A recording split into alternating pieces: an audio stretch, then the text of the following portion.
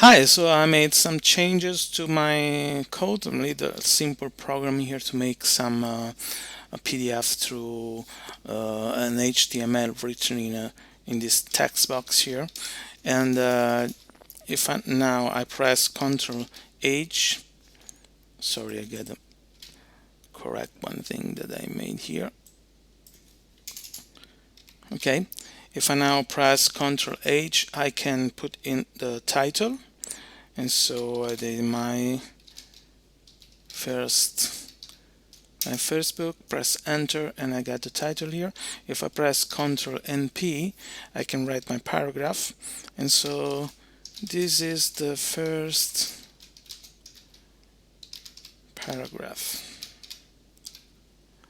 Press enter, and that's it. And so I can go on, and this is the second one.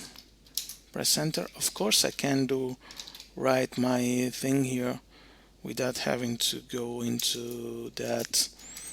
Can put in a break, and then I don't think this one works, not because okay, if I press Ctrl B, I will see my output here, and for I wanted to make it, I will change this one probably, or make it give you the chance to